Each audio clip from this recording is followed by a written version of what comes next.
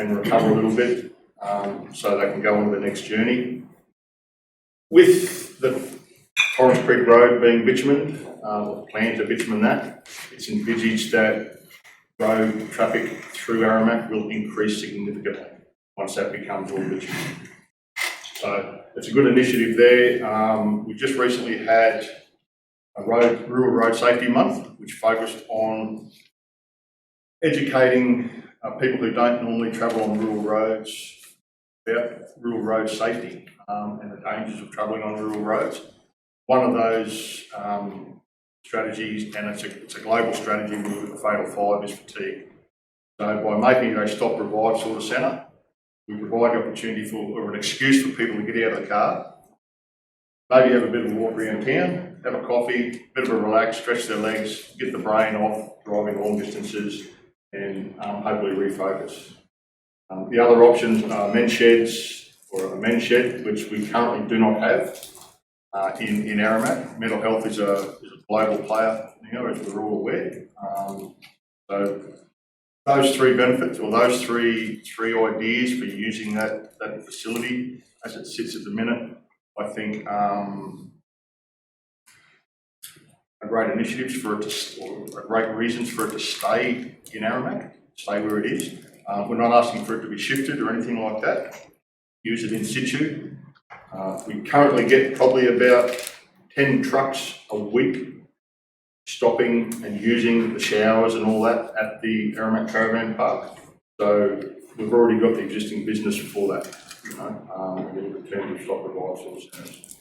As far as, I suppose, funding for tea, coffee and all that sort of thing, we haven't looked into it yet, but I'm assuming there would be multiple grants out there for that sort of road safety initiative.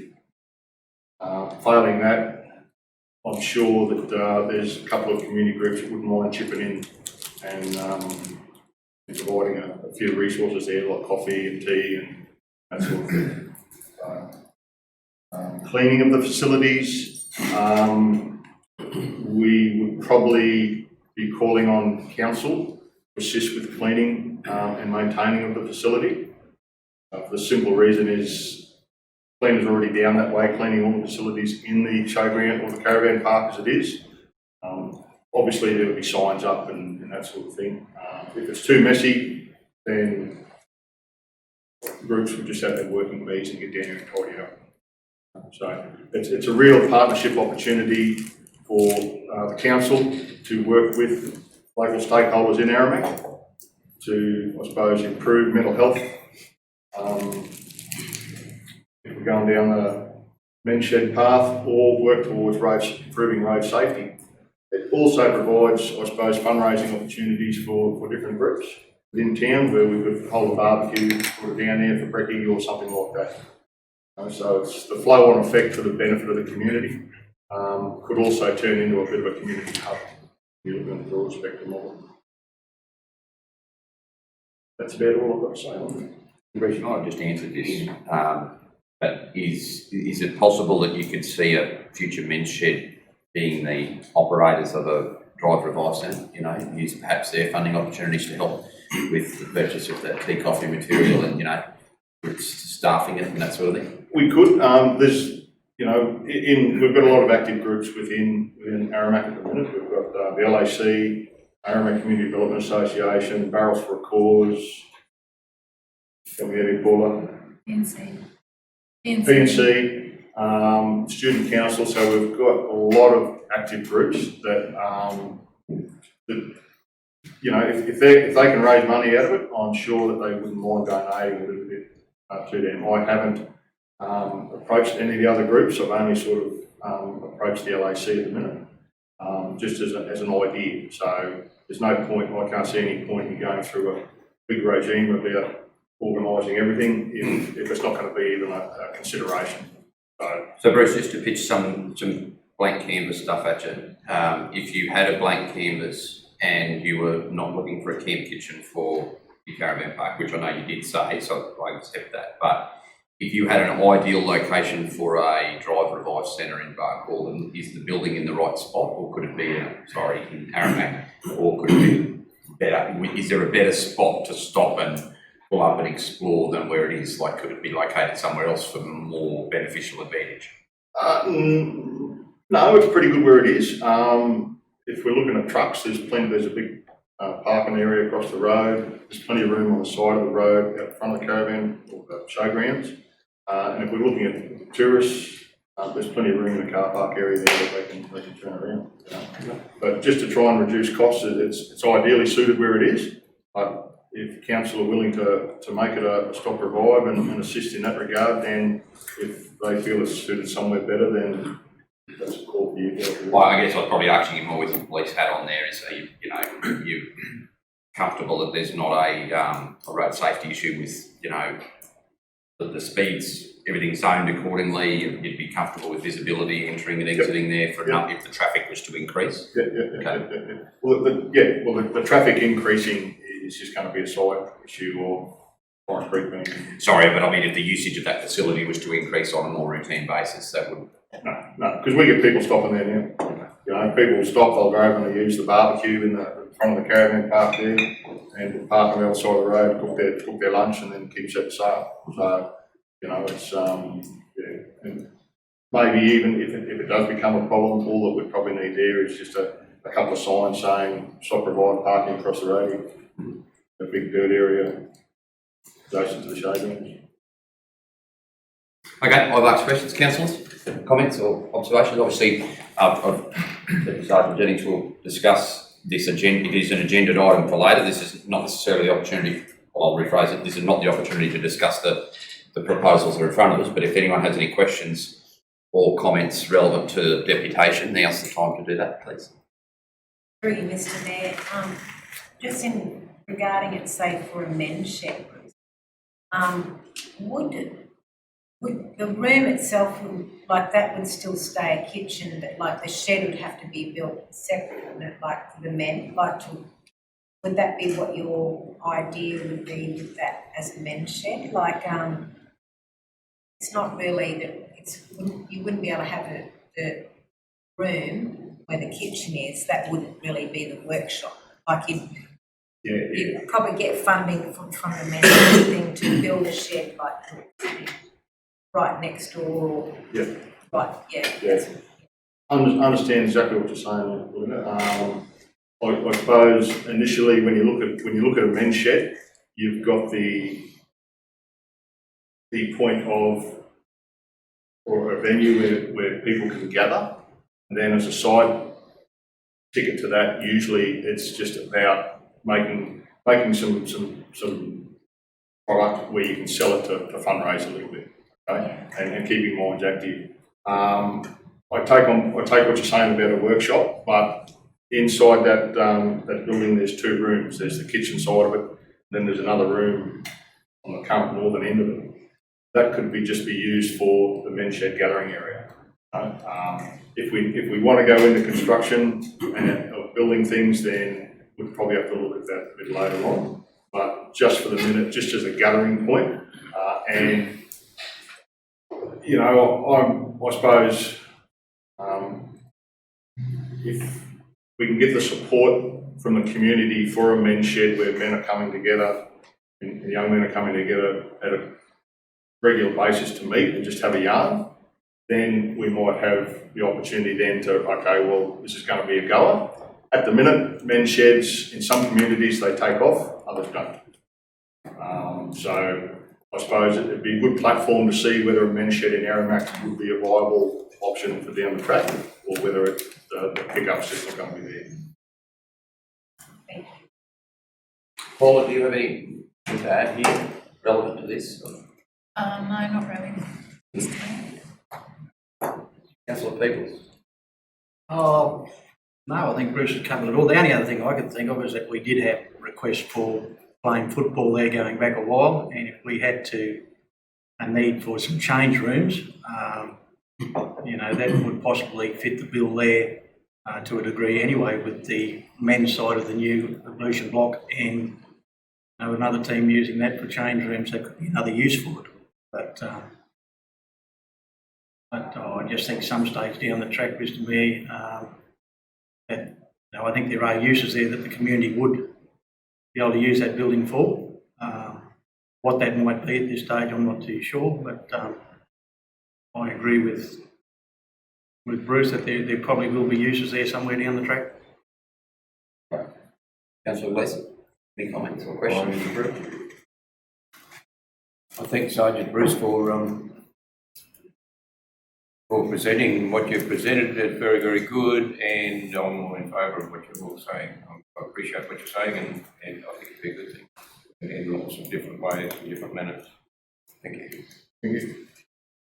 Councillor Tom, any comments? No, I think something for Aramat to move forward with, and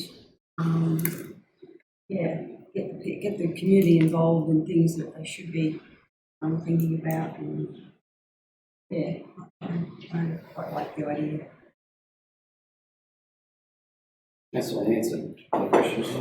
Tom and Becky,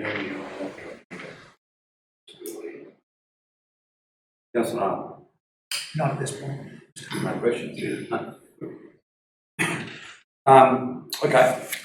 Any further to close with? No, I'd just like to say thanks again for the opportunity, and it's all about just making Aramac a better place and enhancing the safety of the whole community and visitors to the community and to the region. I'm a big believer in if we can project a safe environment, then the people will come. Being an ex-traveller myself, I know that if it presents as a nice, safe, clean community, then people will stay. If it doesn't, I'll keep saying. So just to give you just a bit of a broader update, obviously councils, we do these updates anyway, you're probably aware, but so we're about to start construction of a new facilities there.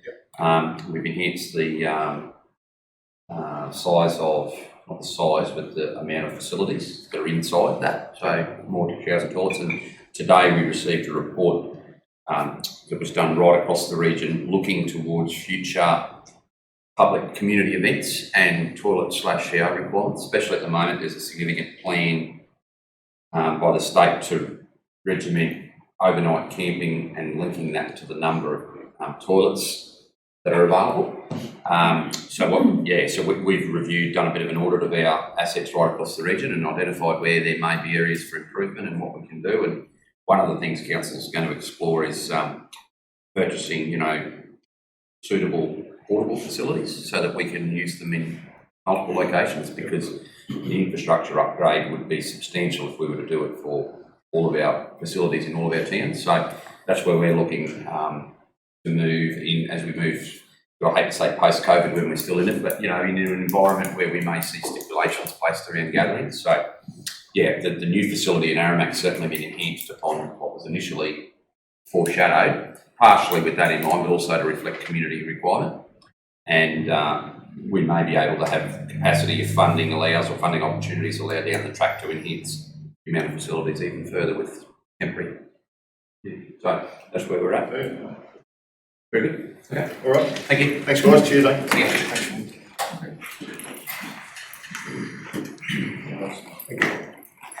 Late agenda items first, councillors. I think I said that we're moving to the DCO's report. We now go to agenda item 3312.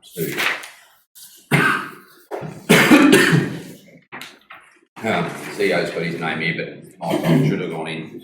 Those of you who read the agenda before Monday would have missed that this was in there. I'm happy if the intent of council is to push back and defer this on the basis of time, but we did give it to you 48 hours before, and we've had a very involved discussion with these people. Is there any questions about the MOU or the intent before we proceed? Councillor Arthur? No, Mr. Mayor. Sorry, I thought I'd jump in before, because I saw you open your mouth and I thought I'll just preempt. No? Councillor Peoples? Mr. Mayor,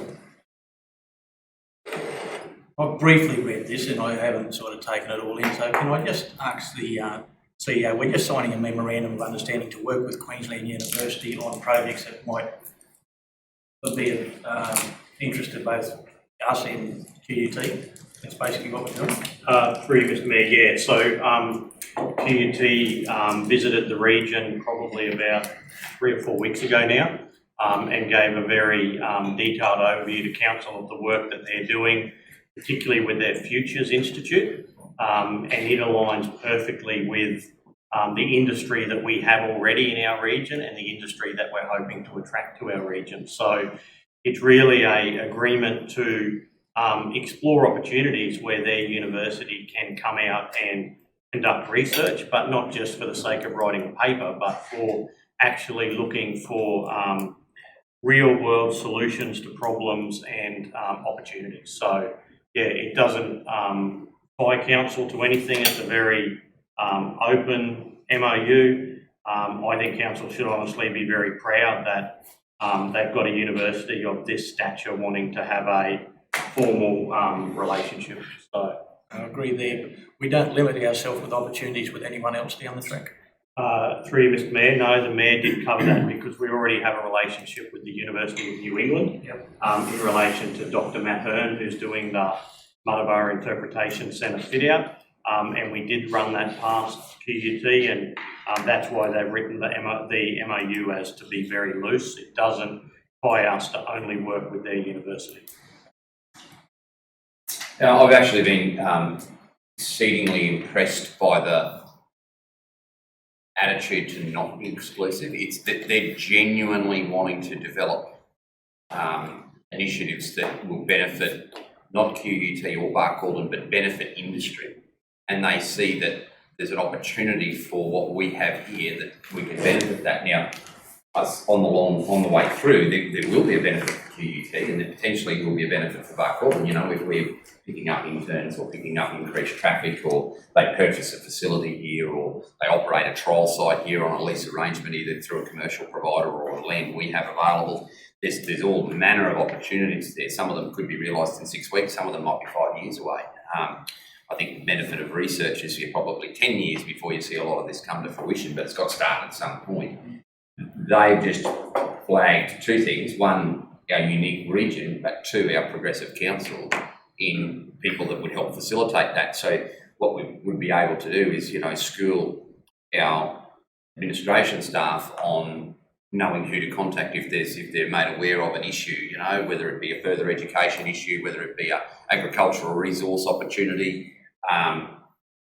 They would be able to just know when we pick up the phone and talk to someone at QUT, you know, just be the conduit. And so there's benefits to the extension of council to our ratepayers through this arrangement, us acting like the agent, I guess, in some ways for our people, but also for QUT, sort of the middleman. And I think I've been impressed that QUT haven't pressed us for more than would have been practically reasonable for us to give. I think this is a very generous offer that allows, as Stephen said, us to partner with a prominent university, and no detriment, but it'll potentially a lot of positive. Any other comments?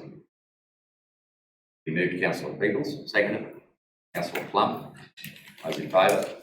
Carried 7-0. 341.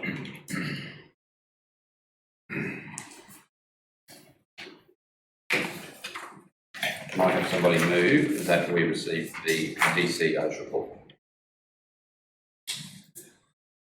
Councillor Plum, seconded. Councillor Gleeson, those in favour? Carried. Brett, do you want to lead us to anything here?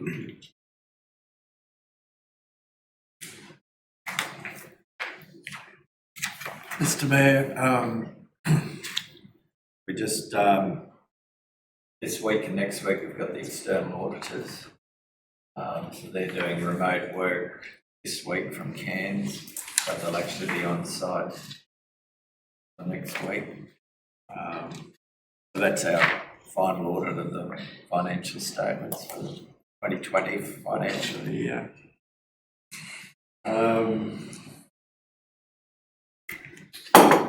We had the auction of our second-hand plant.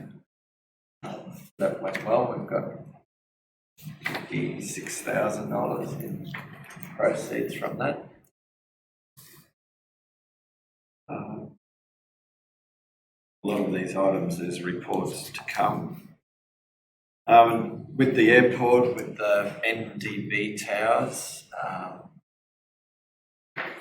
I'm negotiating with Air Services Australia to take ownership of them so that we can have them removed. decommissioned, they've been decommissioned for 4 or 5 years. But they have a lease on that site for another 10 years, so they're looking at rescinding that lease so that they're no longer responsible for those towers. Just had the workplace health and safety auditor here for a week. This is the preliminary audit. So from this, he will identify what the issues are so that when the external auditor comes for next year, probably in February, that we're ready for that, to pass that audit. The reason why that's really important is because not only make sure our systems are up to date, but for local government in Queensland, they pick 6 councils at a time to audit, random sample, and we're one of the 6 for this year. So if one council fails the audit, the whole of Queensland fails. So it's critical that all of those 6 councils pass the audit. So they send an auditor out in advance to make sure you're ready to pass before they send the real auditor out.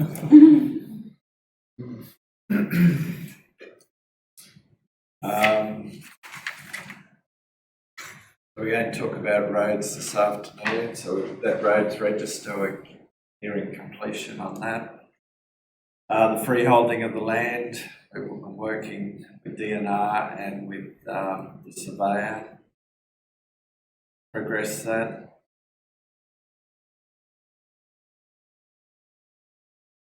We did meet with the developers of the potential new quarry, and so we resolved the issues that they had raised. The multicultural exhibition at the Globe, if anyone hasn't seen that, it is worth going have a look, that our staff put together. So they've selected local residents who come from overseas and it tells their story. So it's well worth having a look. We did have a very important meeting with TMR about, I suppose it was an annual catch-up, and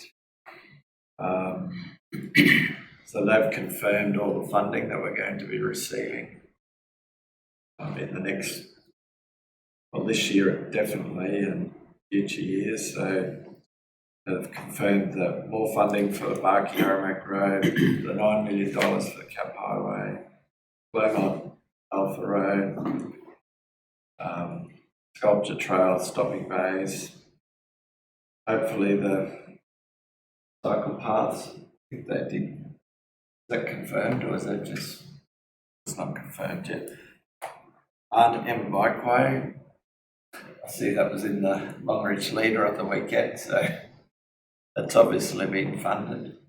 I don't know whether we've had any formal correspondence on that, but so that's the study to look at whether that's feasible or not, feasibility study.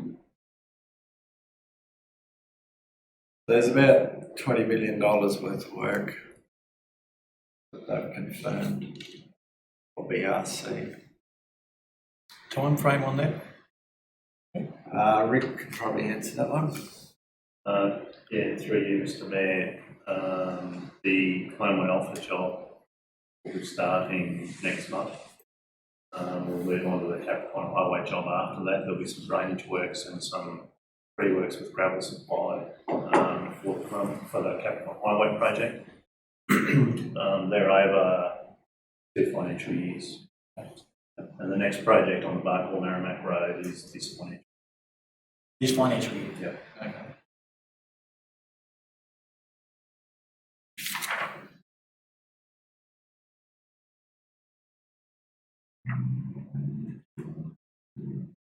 Councillor Davis.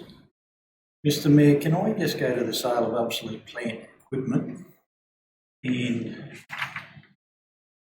in discussions with you, you've told me that under our delegation of powers, that we don't, presently management has the right just to sell and put anything up for auction.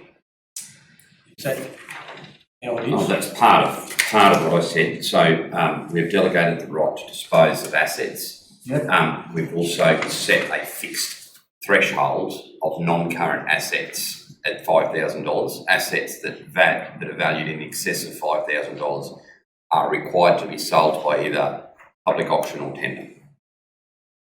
Can I ask that we have a review of our delegation of powers, so as we've got a new council, so as we can have a look at those limits and, you know, whether councillors want to have some input in what we do sell. I think they are public assets, and I think council should have some involvement on what we sell and what we don't sell. I'm just asking for a review of our delegation of powers. Requirement that we review that every 12 months, so that will be reviewed. Thank you.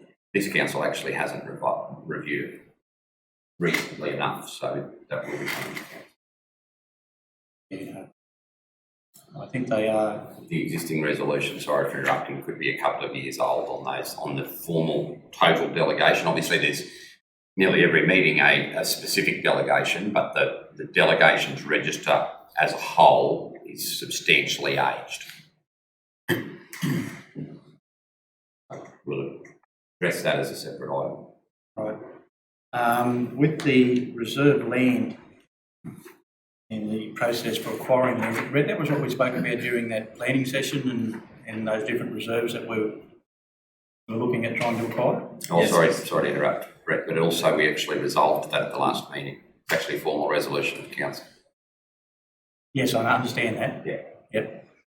Yes, Mr Mayor, that is the land that we spoke about at the planning.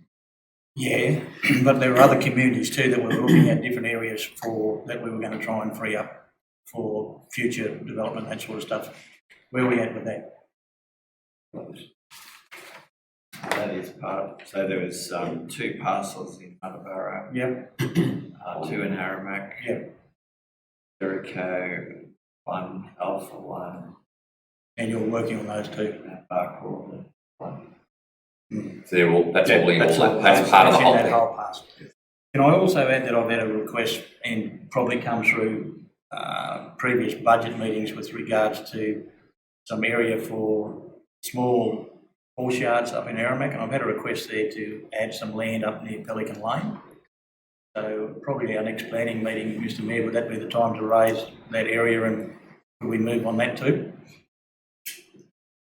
If it requires acquisition, if it's already ours, we may not need to. It may be just a budget decision for future years. Are you aware of the area, District Manager?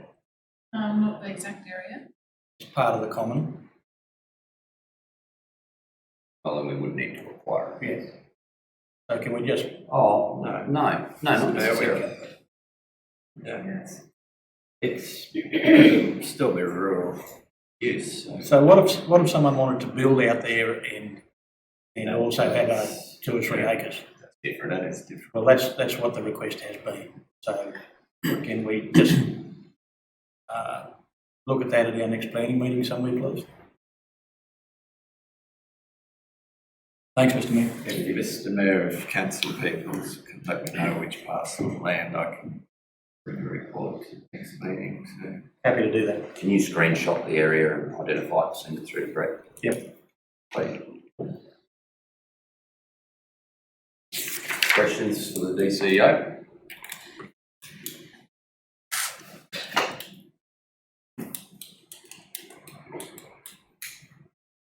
Planning and Development Report, can I someone move that we receive that report 342?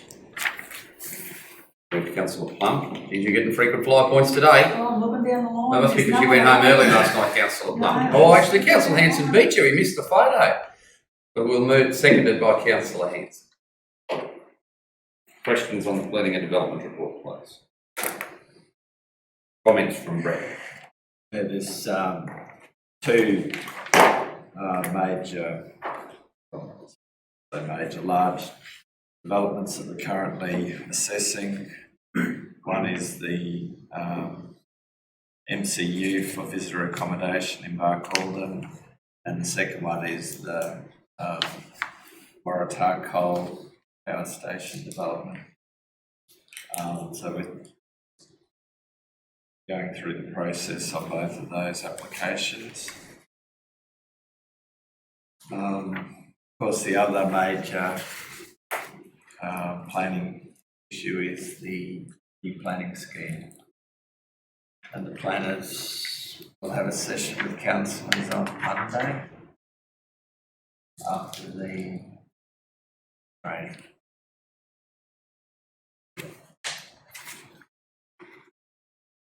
Two councillors will be for that.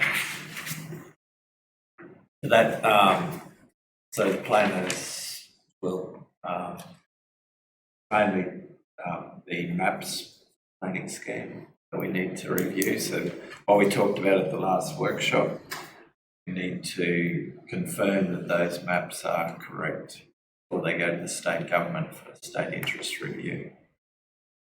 Stephen, could I ask that you get those maps to us before Friday, if possible? Yep. Possible.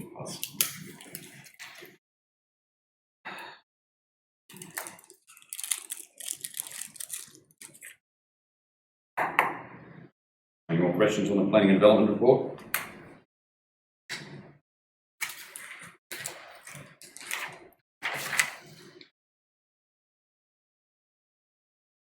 No.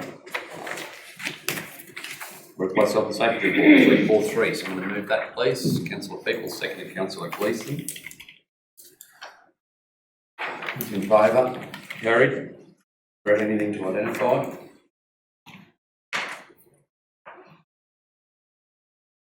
Mayor, I suppose following on from yesterday's session about reporting, and it's good to see that employees are actually reporting even minor incidents.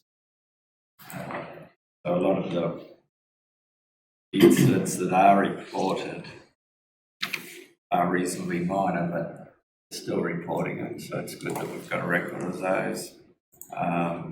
There's only one major incident, which was to a member of the public who was injured on playground equipment. So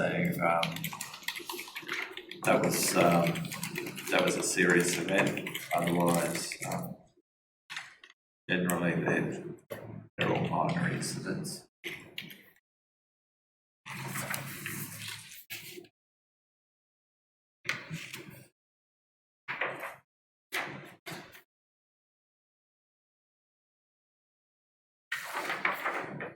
Questions? Through you, Mr. Mayor, just a statement like what Brett said about reporting my incidents. I think the other thing about that is that the more that they report that, the better that people get at doing reports. They know exactly where to go and what to report. So if a serious incident happens, they don't have to think about it.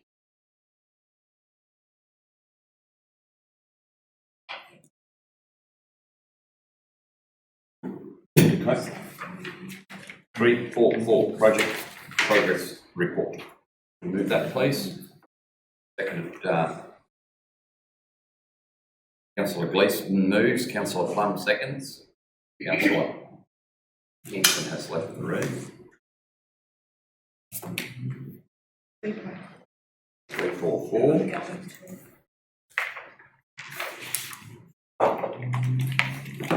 Brett, first of all, before I go to questions.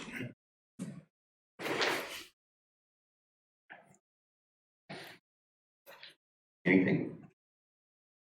No, Mr. Mayor, we're only been 2 months into the financial year.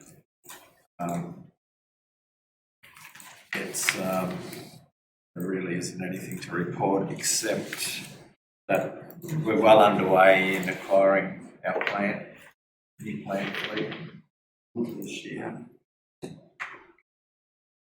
I just asked a question, and I can't find it in the report.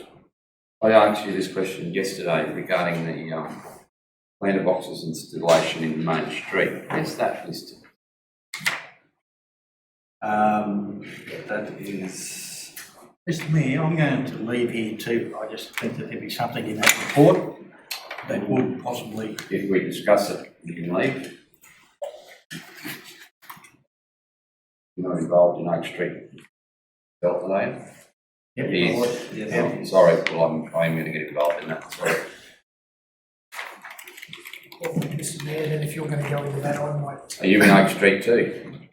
if it involves concrete. Does it? How'd you go? Sorry, I thought we just.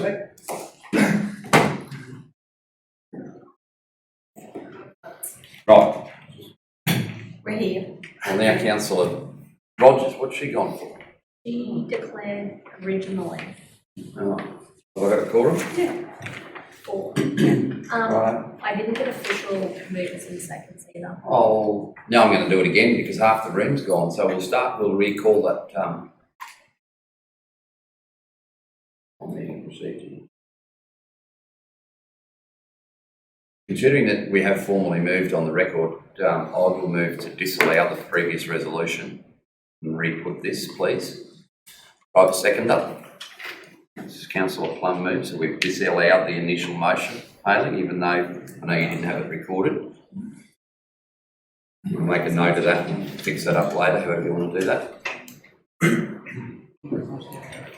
this, probably, it's really just a matter way back to the. You are now. I was in the process of writing it, sorry. Well, you nearly take that out, considering everything that happened while you were gone is about to re-happen again.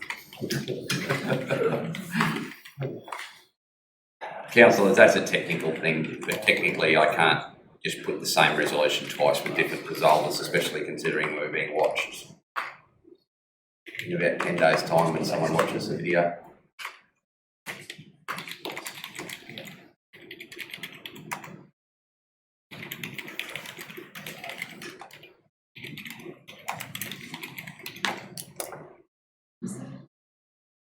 Sorry, Dylan. Yep. Okay. Can I have somebody move that we receive the project progress report? Councillor Gleeson, second to Councillor Plum, in favour, carried 4-0. Right, now, Oak Street, where are we at? What's the situation? Mr Mayor, sorry, it is not in this report. I will add it in. The reason being it was a project in last year's budget and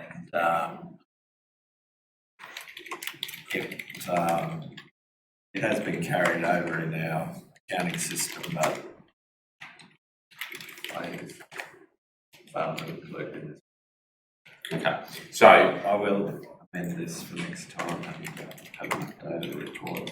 project is, we're 1 of 3, is that right, completed? Is there 2 to go? Yes, so there's, if you call the IGA Bakery one project, that's 1. Yep. Australian Workers Heritage Centre 2, and pharmacy 3. There's 3 left to go. No, 2. Pharmacy's done. Yeah, sorry, right. So Workers Heritage Centre's being done by us? It's part of it. No, maybe not be. Through you, Mr Mayor, I have asked the contractor who's doing the Australian Workers Heritage Centre building to price it. To have a price compared to ours. I'll rephrase my question, sorry. It's being paid for by us? Yes. Yes, that's what I meant, sorry, it was wondering who does it. So, yeah, right, I come with you. So we might get work done by others, but it's part of our funding package. So our costs to date on that are not, it's not as simple as just to multiply them by 3 and that's what it'll be, because we've already acquired the vast majority of the materials, is that right? Yes. So effectively what's left is labour and plants. Concrete. And concrete. Right. Designs have been done for 3. Well, that's been paid. Would it be possible to get a report for October, unless it's already too late by then because they're all done, to see where we're at budget to actual? so that we know whether we can actually afford to do them all. Is that possible? Through you, Mr Mayor, I've already been looking at that based on where your comments are going. See how much we can afford to do. Okay. So I already have a report from one of my engineers on that. October. Oh, I'm not prefacing it, I want to see them all done, I'd like to see more of them if we can. I think it's something we could roll out in the future right across, so if we required the material, it wouldn't go to waste. If we need to either reallocate within this budget or defer a little bit for next year, I'm happy either way. Or councillors might accept an overrun to get it done, whatever, just so that we can have some visibility. So councillors, we'll have a look for that in October. Through you, Mr Mayor, at the moment I'm looking at adjusting the scope to fit the budget. Yeah. But if council wishes the October meeting to change the budget, then fine, we'll Well, continue on with the rest. I guess that's the choice then, isn't it? If you come to us and say, I can do this within the budget, or I continue to do what we want to do, and you'll need to give me this much extra. Right. Are councillors happy with that? I think that's the best we could possibly ask for. We either get to change the scope and keep the budget, or change the budget and keep the scope. You wouldn't be happy with us?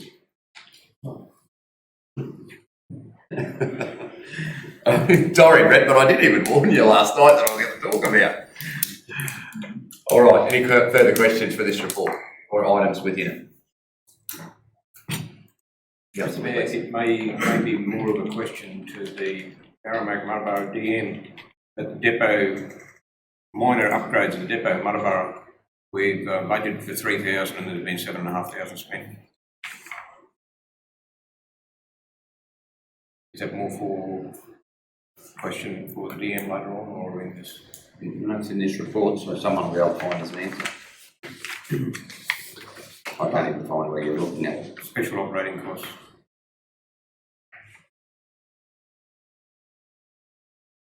Probably more a case of incorrect allocation, I would say, because I don't think they've spent anything on their depot. Councillor Gleeson, answers come here. I think it might be incorrect costings there, councillor Gleeson, because I don't think they've done anything at all on their depot in Marlborough as yet. Sorry, everybody stop. I must be looking at the wrong report, am I? What are we looking at? There's two reports, Mr Mayor. Special operating capital and special. It's not in the one. Right, my apologies.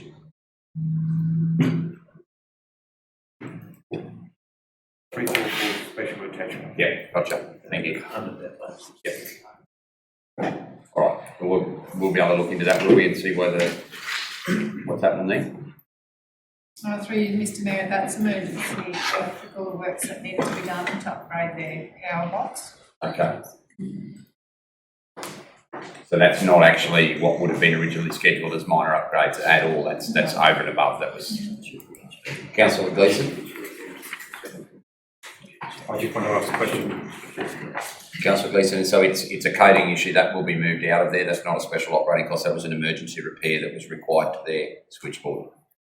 So that doesn't cover off on any of the work that was originally scheduled to occur.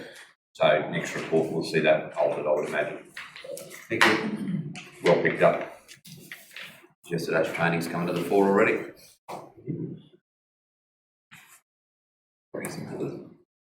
Councillor Plum, any questions on either of the reports?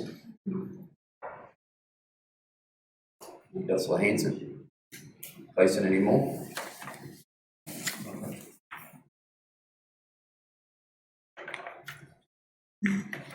Which one, Tom? No. Got it, let's bring him back in.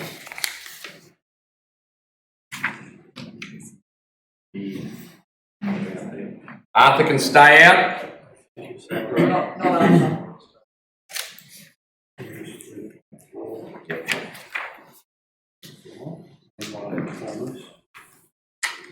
Did he declare that? No, I'm just checking. No, sorry. No, yeah, I think he did at the start, we didn't. The wet and dry clean one. No, it's the wet and dry clean hire. No, he's right to come in.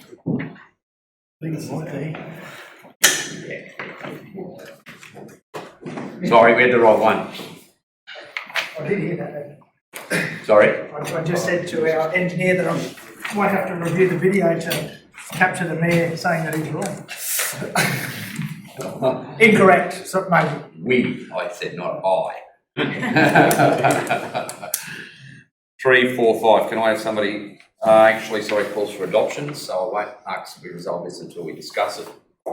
Brett, can you just, well, actually, I think the report pretty clearly says why it's come together. Mr. Mayor, I did hand out a page, That's this one, councillors. just to show you the outcome of the QRA plan hire review. So we only just received this after we've done the agenda. It is commercial in confidence. But if you look at the top, so this is similar to what we talked about with Excuse me, Mr Mayor. This whole report's commercial in confidence, please? no, this one isn't. No. Just the supporting This documentation. page that I've handed out. Thank you. Because this is the QRA assessment. So with our plant hire, QRA was paying us approximately 75% of our plant hire rates. They have asked us to review our calculations, which we did. Similarly to the workplace health and safety, they gave us a selection of plant that we wanted to get to submit details. Mr Mayor, can I interject? Does this have the possibility to increase our external plan hire? No, this is for internal This plant is charges, just- so if an external contractor has their own rates, they can receive 100%. That's right. Right. Sorry. So QRA provided us with a sample of plant. We had to do detailed costings on that plant. We knew other council had been through the process. We engaged a private contractor to do that work for us. So as you can see at the top of that one pager, we're now eligible for 100% of our QRA plant hire. However, the rates are different to what we charge. So we get, say a grader, we charge $156 an hour commercially. Previously, QRA was only reimbursing us 75% of that amount. Now they're saying they'll give us 100%, but it's only of rate that they've calculated, or we've calculated, which is $131. So it's still more than what we've received, but so we are getting 100% of our plant hire, but it's not the same rate as what we have been charging commercially. It's a calculated rate, as we have submitted to QRA. So I believe that it'll definitely improve our revenue from flood damage. We do have to be careful about the hours charged, though. So it's on a set number of hours for the year. 1,200 hours, and we can't then claim 1,300 hours for the year from QRA.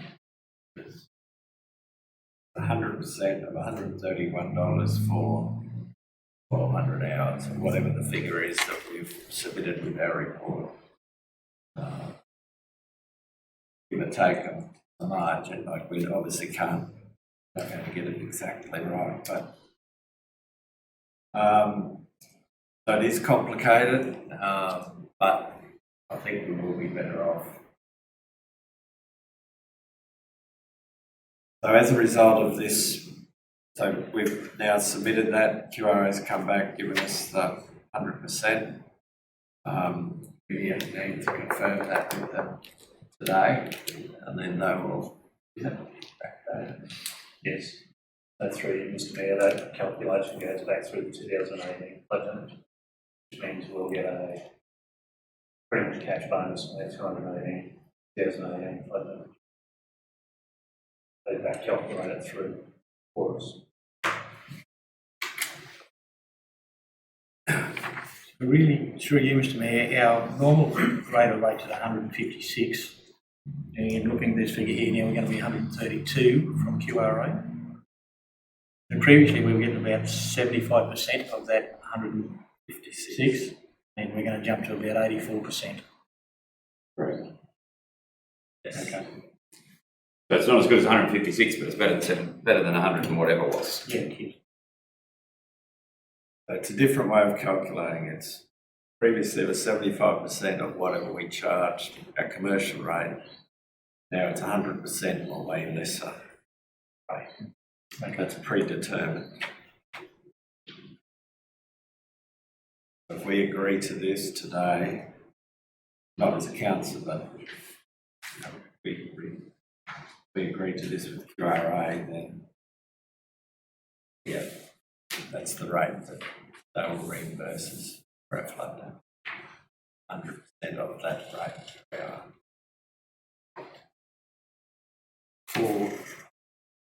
For 1,100 hours. Yeah, for the number of hours that we used in our calculation. So for each piece of plant, it's going to be different. So for a grader, we've used 1,100, rollers 600, excavators 800, trucks 1,300. So it's a different number of hours for each piece of plant. They will pay up to that number of hours. Through you, Mr Mayor, is that something we pick or is that something QRA picks? That's what it's. So what we had to do is go back 6 years. We had to actually provide the actual plant usage for the last 6 years of every item of plant, and that's the average usage. Okay. My next question would be then, okay, we've got an average of 1,100 hours for a grader. Why wouldn't QRA pay you for what you actually use on the grader if it was 1,200 hours? Well, that's their calculation methodology. They want to know, remember QRA's assessment, I think probably they're off letting you answer this, Rick, but it's up front. Through you, Mr Mayor, the rate is based on the hours that you use it for the year. So we could have used 800 hours for the grader and calculated that back to a higher unit rate, probably 800 hours. So in total, you recover a certain amount for the year for that bit. That takes into account all your garaging costs, your running costs, and all the rest of it. And it's done on the average of the last 6 years, so it'll be fairly reasonably accurate. Okay. You say that you could have had a increased hourly rate on lesser hours. Yes. So it's purely, it works up the cost divided by the amount of hours using the hourly rate. So some councils, for instance, on their graders might only be operating on 800 hours for the year where we're at 1,100. That's just all based on that average of the last 6 years on that bit of thing. So those councils on their 800 hours, they get a much higher rate. They do. Okay. They don't get as much done. No, I understand that, but if you don't do the 1,100 hours in your year and you do 800, you're getting a lot of money for the 800 hours, whereas if you don't do your 1,100, you're missing out anyway. Well, there's a refund amount here. If it's not right, we've got to repay. So you want it to be right. You don't want to just say we do 800 and then do 1,100 and get paid for it. And you don't want to say you're going to do 1,100 and only do 800. You've got to do what you say, but you've got to get the money back. Okay. So if we know we're going to do 1,100, we've got to do 1,100. Or otherwise, if we only do 800, we've got to give 300 times $132 back for it. Okay. Or we don't get it paid. Through you, Mr Mayor, it's fairly low risk for us in the current climate. We've got that much work in front of us. 1,100 is achievable. Yeah. On flood damage for all 8 graders? Well, it's not all 8 graders. No, so it's Mayor. done It's whatever individually. graders are Yeah. doing that work, yeah. Yes.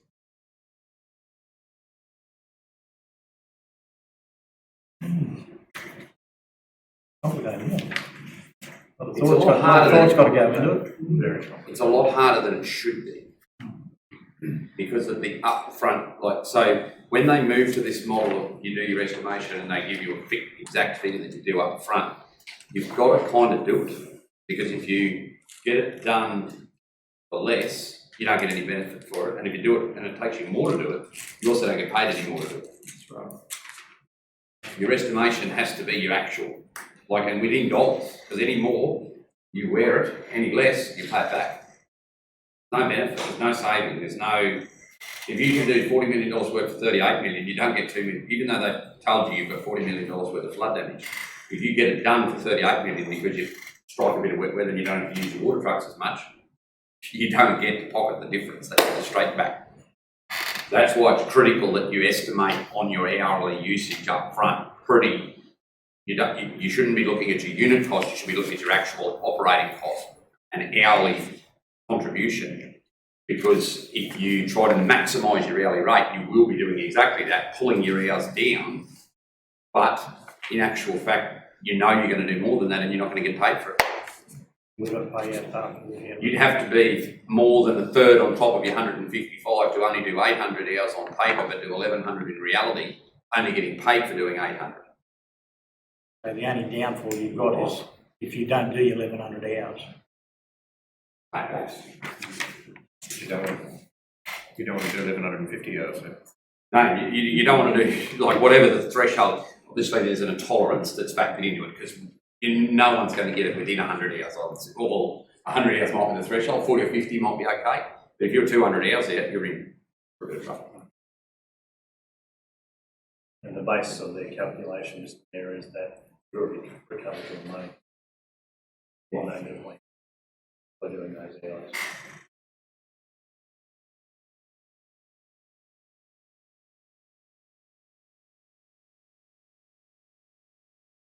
The interesting analysis is how they retrospectively apply that, because this is used for the futuristic claims, but for the 2018 event that's been acquitted, we didn't estimate hours up front for that, did we?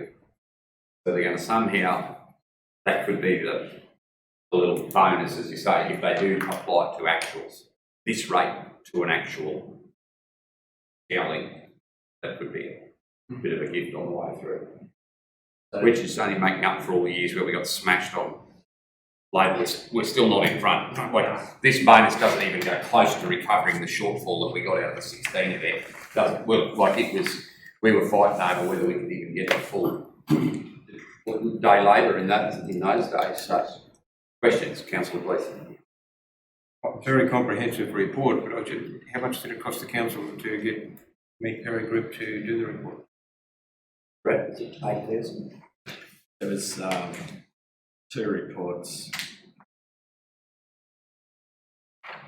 The first one was 5,000, which is money, like it's money well spent. We're going to get far more than that. Absolutely.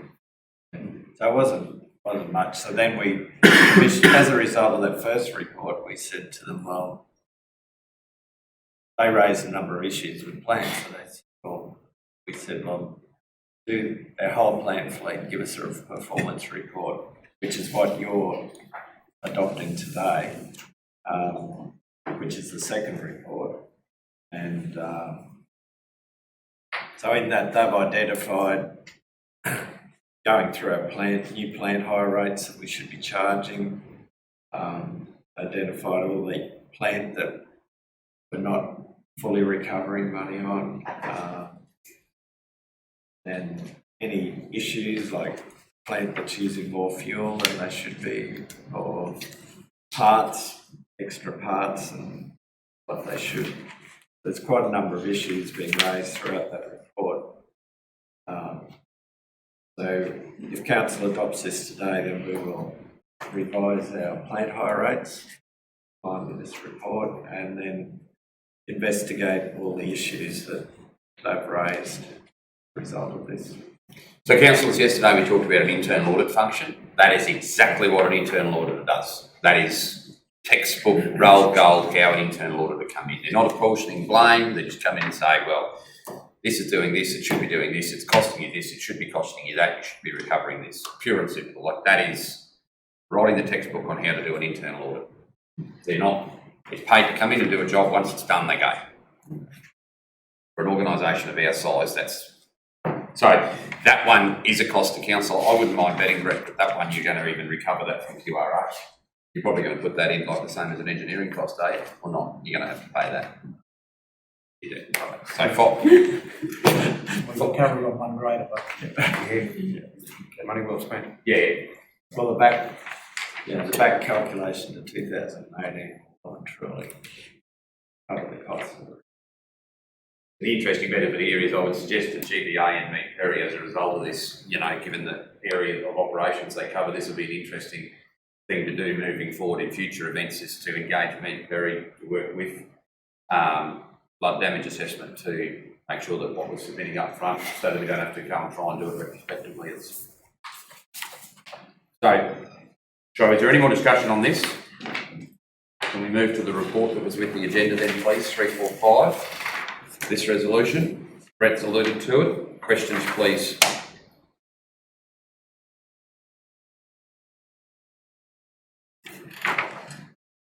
Does anyone want to disagree with the recommendations? I guess is the critical thing here. There's been very key recommendations made in on page 5 of the report, or finishing on page 5.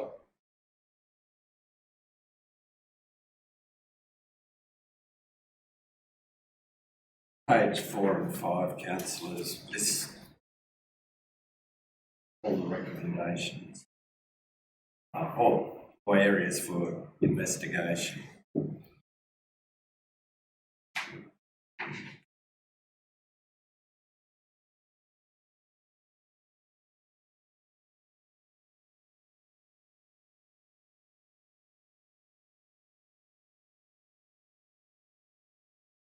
One area that clearly identified is our processing of fuel through fuel trailers.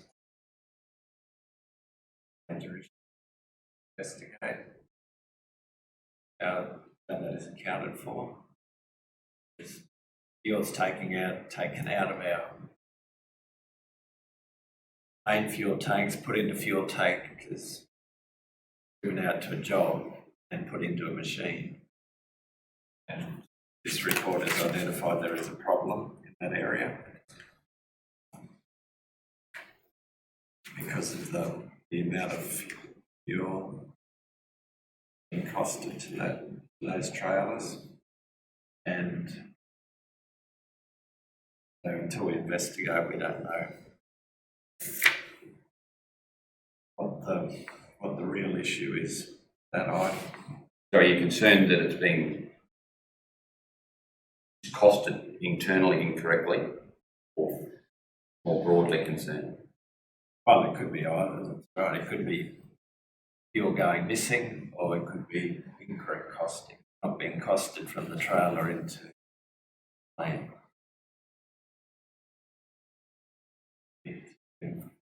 Investigate that. And generally, all the items that are in deficit, making sure we increase those plant hire rates to cover the cost of the plant. Overall, we're making money on our plant fleet as a whole, but we could be making more.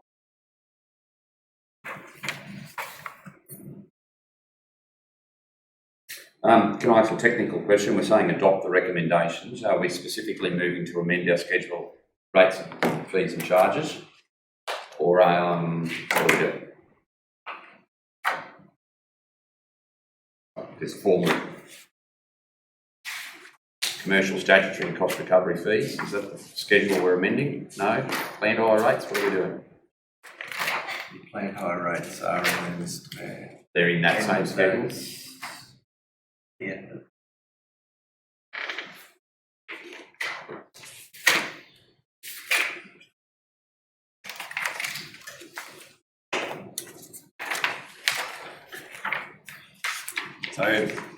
So I'm asking council, Mr. Mayor, to approve us to adjust those plant hire rates.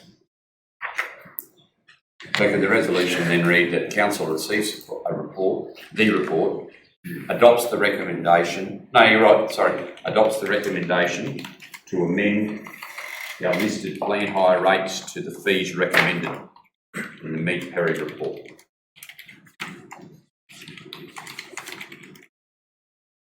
To the level or to the rate set, rate recommended, rate identified, I'll use the same word twice, in the Mead Perry report, within the Mead Perry report for each item.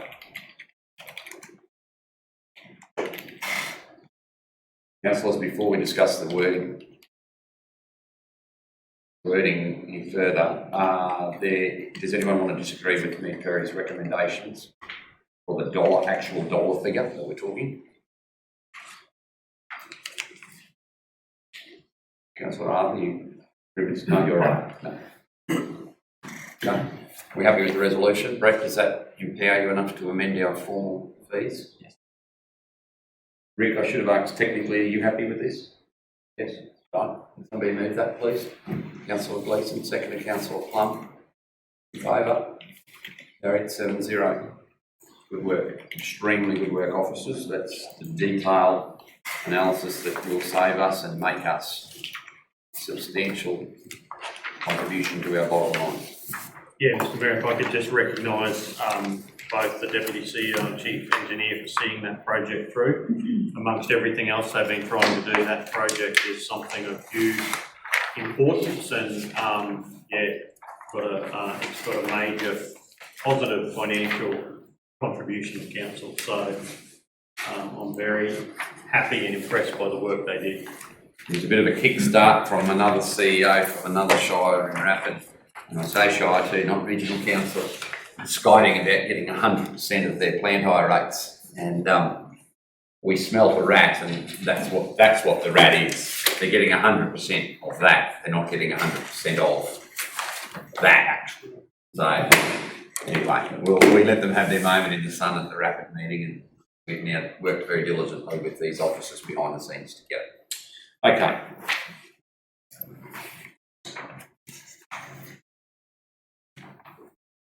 Great. Stephen, who wants to lead on this? Mr Mayor, in line with our previous resolution where we're looking at freeholding land, it came to our attention that there was a substantial parcel of land available for sale south of Barcaldine, which adjoins the land that we're looking to acquire. We also know that with our work we're doing with Professor Garno and his potential developments, that there is a requirement for land, and Within that proximity. within proximity of town, there is no freehold land available in the Barcaldine area. The only parcels that were available have been purchased already. So there were some east of Barcaldine, they're both those parcels which would have been suitable have been purchased. And if we go back to the work that I did with the community success tree, we're going to take this region forward. We definitely need land and water, two critical things that we need in all our communities, and which is why we're going through the freeholding process. And I think this is a perfect opportunity. It probably goes hand in hand with the next agenda item as well, which is the parts of land that people are doing. Councillors, I'm intentionally opening this to open meeting. This is integral core business at full transparency to the community of our decision-making process, and the background to that is given. I don't believe this is appropriate conversation for closed session, even though it deals with commercial realities, in this case, the purchase of land. I think it's important that whatever signal we give today, we do it in the full light of whatever public opinion there is of it. I agree with the Deputy CEO. We should consider the context of these two agenda items because one potentially impacts the other, and so therefore the order of presentation could preclude one or the other. So I'm very happy that we still have two separate resolutions, but that we discuss agenda items 346 and 347 in the same context, and then we come back to decision making separately. So I'll grant you all, officers and councillors, the permission to cross off topic here. If I can then address 347, and that's just Brett's report, this is more relevant to conversations I and the CEO have had with the developers of the Buckle Renewable Energy Hub. They need land. They're also applying to financiers for funding. So obviously the proposal is becoming substantial. One of the chief requirements of any loan application is security of tenure. They need to have at least a guarantee that there's going to be somewhere for them to operate. Their own commercial conversations on that have hit a stalemate, and for the good of the community, hence the officer's report today, I have flagged that we as a council could signal intent via that portion of the common that's been identified in your agendas. If we were to apply to the department, there's an application fee, no other substantial dollars. We could then pause that if the funding application is not successful, so we wouldn't have to buy or do anything more than just apply. And therefore then whatever that cost is could actually be a cost of the development, so no cost to council. There's a multitude of options to how to fund that freeholding process, whether we might choose to fund it and then have a commercial agreement to lease the building, or the dirt to a provider. We could co-share it. There's a whole manner of opportunities about funding for that, but the key thing that's required at the moment for the Buckle Renewable Energy Hub is to be able to demonstrate to a potential financier that they have a fixed location from which they can build this. It's actually one of the biggest roadblocks in front of them, believe it or not. You know, we think we've got land, space and water, even in Buckle, and then finding land has become difficult. This resolution doesn't financially commit council to freehold the land. It's to apply to do it. We don't even know how much it's going to cost until they do the assessment. It will allow, if you adopt Part B of Resolution 347, it will allow council for me to write a letter of support for the project, guaranteeing that we have commenced the process and that the land will be available at the end of the acquisition and freeholding process. 346 further extends the area that could be potentially available to the developer, or more broadly allows us to control the access to land in what we are designating through our draft planning scheme as industrial zone land that's adjacent to industrial land, industrial to an airport, and it also, to bring in the third element, is adjacent to our sewage wastewater reuse pipeline moving water across town. It's vacant land, it's right there. It doesn't even need to be change of title for us to use that if we wanted to grow something in that location. It's just a bit more available land. So if I could also go, Brett's identified funding obligations through that water reuse scheme, which is budgeted, as well as the future economic development opportunities, which is exactly what that is.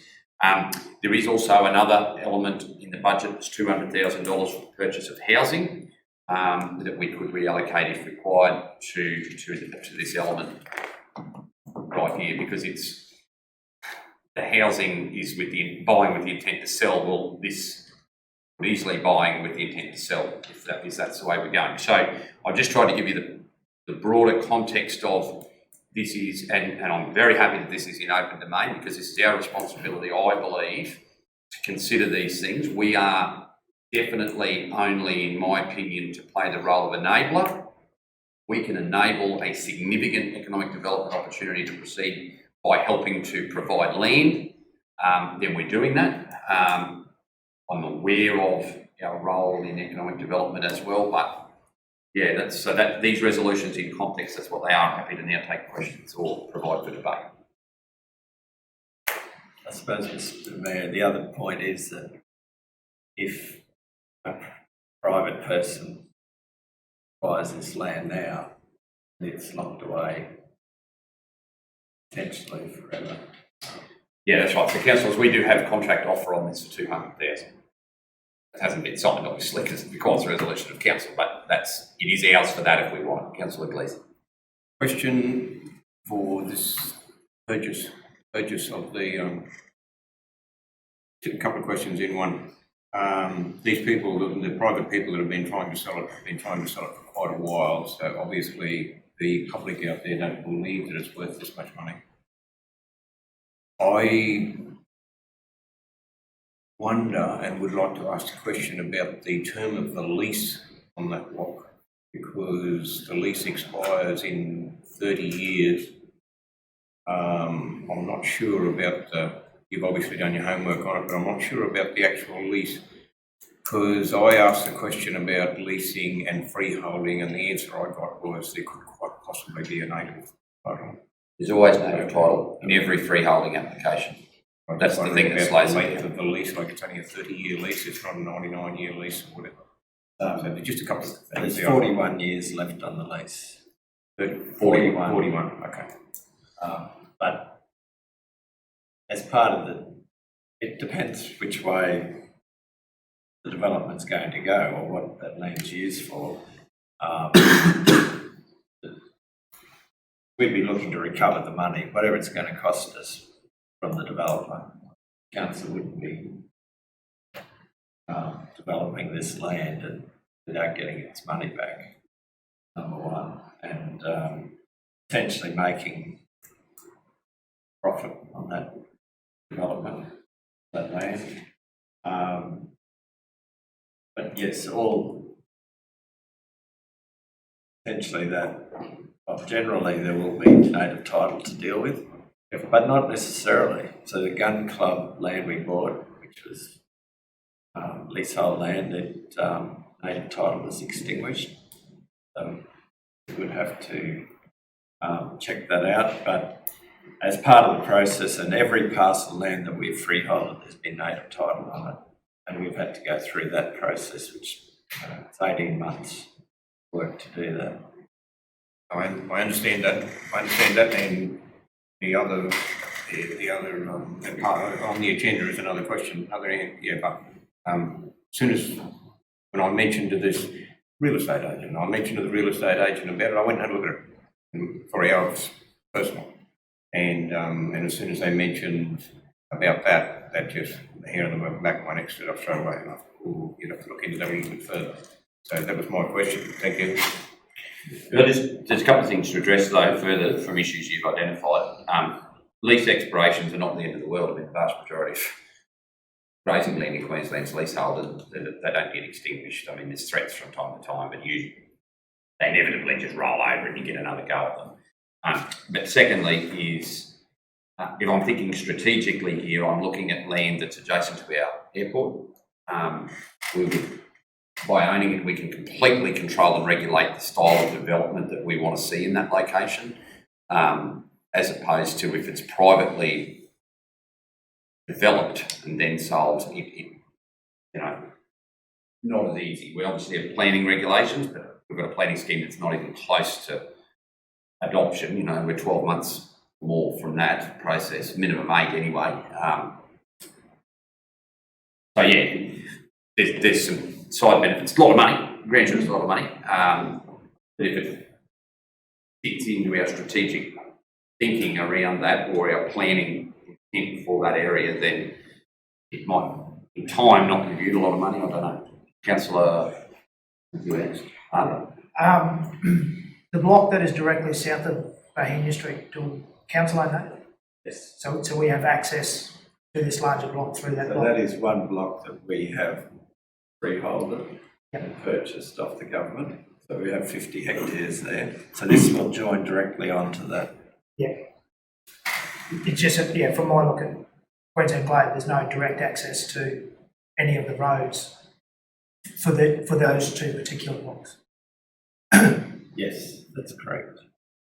Councillor Anthony. Just to clarify for myself, the $200,000, is that paid to the bloke that holds the lease or the government owns the land? Bloke who holds the lease. He's paying, I think it was something like $295 per year on a lease, and he wants $200,000 of us. And we, at the end of 30 years, we still don't own that land, I believe, that's still owned by the government. Is that correct? Yeah. I mean, that's how, there was a cattle station sold for $35 million last week that was leasehold too, and the bloke who holds the lease gets the money, not the government, if you know what I mean. That's, I guess I've only ever operated. Leasehold, but, well, they're treated as the same. Is that $200,000 a fixed price or a negotiated price, basically? Well, we did negotiate, but that was the price at the end. The attempted negotiations. We all know council, I see the valuation was something that was only $18,500. It was $295 a year lease. Me, that does seem a bit extreme for lease. It's for 41 years to 200,000, $5,000 a year. $5,295 a year. If you add your lease. Can I just add, Mr Mayor, the flip side is, from what we've seen with this project that we are an enabler of, and that we obviously, we want to see stand on its own 2 feet. If we didn't secure this piece of land based on other properties that the proponents looked at, there's potentially another zero on the end of that figure. If we don't get it now at that price, that's potentially what's happening. So that's being open and honest. Like it's a strategic decision, exactly what we've been talking about for the last couple of days. Through you, Mr. Mayor, just at the end of that 31 years, 41 that we got left, it is guaranteed to come back to us. Oh, no, I wouldn't say that. There's no guarantee with leasehold. If we develop that land for this, and then we can't get a re-lease, where does that sit us? So Councillor Hanson, I think it would be the intent if you bought it and significant development was to occur, you would freehold it first. Guarantee. If that was a concern, you would freehold it first. Which obviously comes at another cost, but a cost to the developer. So if you take this potential development, I don't potentially even like thinking about things as the immediacy of this development, because it's still got quite a substantial amount of work to do to get off the ground. I still see strategic benefit in council owning that land for future development, future control, future. So I don't think it'd be money wasted. This wouldn't be immediately realised if this other project doesn't get off the ground. Now that said, if we look at the broader political context of this, the state government's released hundreds of millions of dollars for 5 regional renewable economic zones and specifically named Barcaldine as one of them. Didn't name it the Central West, didn't name it. So there's no certainties. It's just like you said, is there any guarantee we'd get the money, the retain ownership of the land leasehold? History would tell us that it's 100%, but no guarantee because it's not freehold type.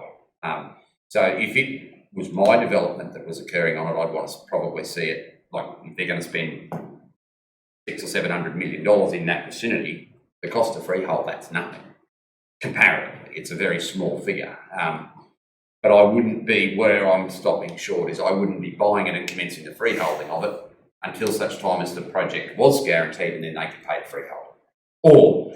Or maybe not, maybe council does. Maybe council looks at it and says, we're going to provide you a precinct and we're going to charge you X amount of dollars a year and it's advantageous for us to freehold it because we can then recoup rent going on. Or they're all conversations you can have if you own it, but you can't have if you don't. Councillor Peters. Mr Mayor, just a couple of questions I've got here. First one, save me trying to find it, but what's the size of this block? It's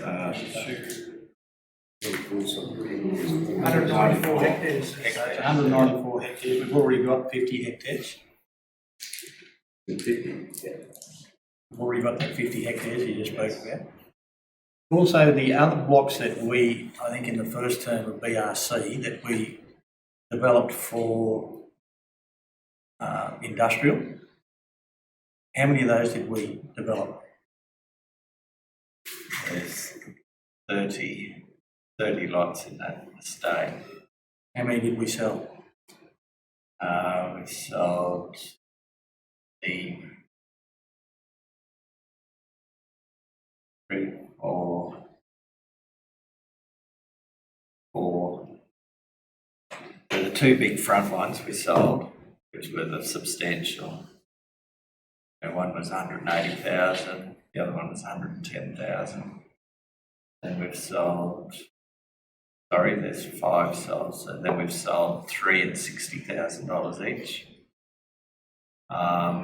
We currently have inquiries for another 4 of those, people can buy 4 as of today, so people are looking for land and that's the price they're paying. The 5 blocks we sold,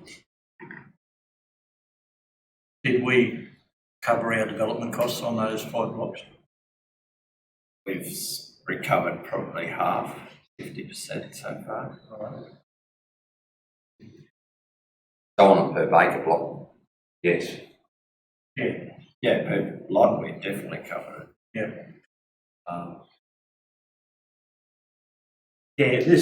I can understand the pros and cons of this, and the pros are, if the project goes ahead, there's a lot of pluses for us as a council.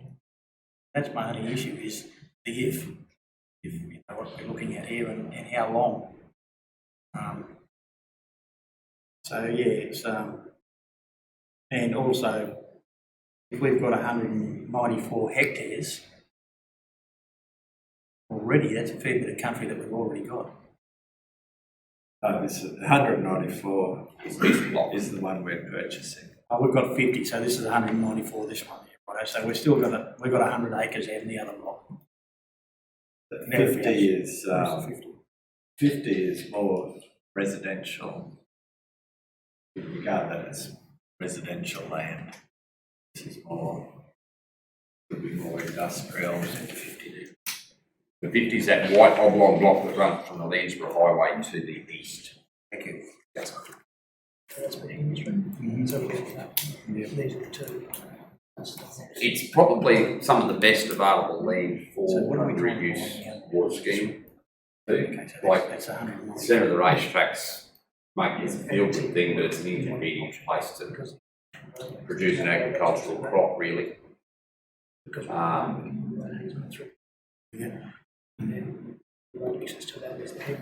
Right, councillors, Councillor Anson, I moved on from you a little bit fast there, actually. Sorry, I'll come back to you. I just want to clarify the lease to the ownership side of things, basically. And I just, I just wanted to ask you a question about the value of it, and I can, blind man can see that if things go ahead, you can add another 0 or more onto that. I'm just a little bit concerned how we look as a council for not purchasing it, and then on the other hand, for purchasing it off a person that has been trying to sell it for quite a while for that figure. I'm ready to vote. Councillor Rogers? I haven't got anything to add. I know that really, for the development to go ahead, we need to have the land. That you'll really, there's nothing other that's sorry to be available. semantical, but to play on words there, for the development to go ahead, it needs land. Yeah. We don't need to. We could force them to commercial negotiations that they don't have the capacity to pay. Us having land that's suitable enables it to go ahead. So in an expeditious manner. They don't have to wait until they can either convince someone to come down a bit in price or find a block that's suitable. And so this probably expedites it, but doesn't even guarantee. We don't have a formal arrangement with the provider that they will use this, but we've got a so I've got to be transparent there. Like we're enabling it because we can give them the certainty that there will be land available that they don't have currently. That's all I can say, really. It doesn't mean that they'll even use our land. But just thinking broadly about significant economic development, let's just say the proponents decide at the end of the day to go somewhere else, but there's 400 to 500 people here, massive industry. There's support industries that are required. It's like a mine starts in this location, and then Hastings Deering are looking for it, Thiess are looking for a yard, and John Holland's looking for a yard. And so all of the people that spring up attached to it, they've got to come because they're providing the mechanical support services or the electrical support services, or they've got to operate out of a base removed from the industrial precinct. So there's multiple layers to the onion, I guess, in this case. Councillor Plum, any comments?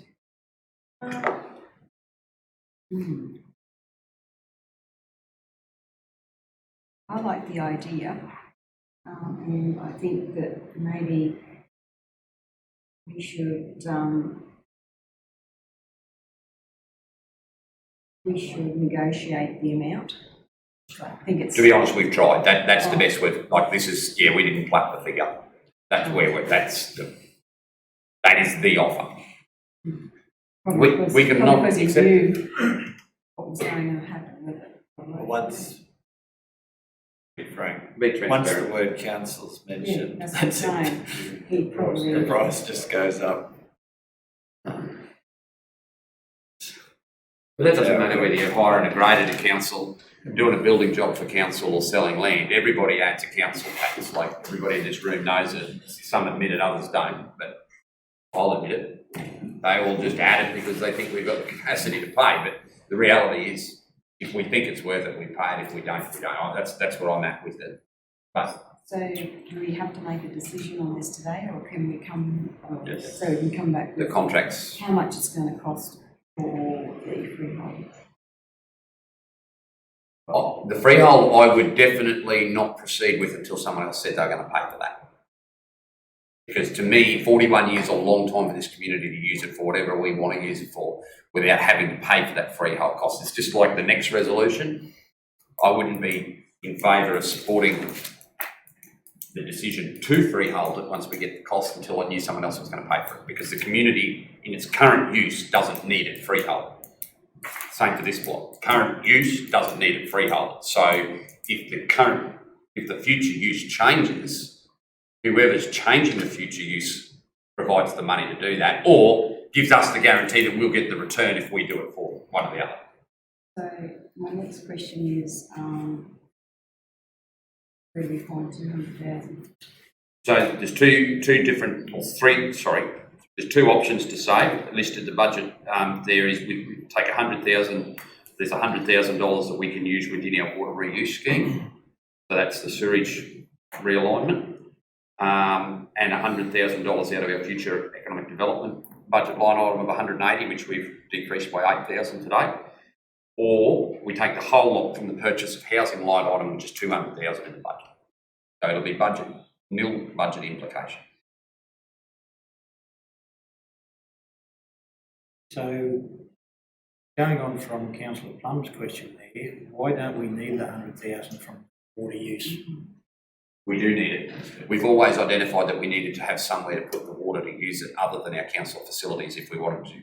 Option B in that report was the agricultural reuse and identifying suitable land. So I said the racecourse, and that could still be an option, but factored into that budget was that we'd have to own something somewhere to use the water, whether it be own the infrastructure or own the land. So the 100,000 there for wastewater reuse would be part of the scheme that we're going to. We've already costed it $2,150,000. And back to your question, your $200,000 for the houses. That was the trying to purchase the houses that are still available in our towns off the government. Correct. A line item you identified as a potential saving for our last budget. which you didn't want to use. No. Sometimes I think strategically, councillor Peebles.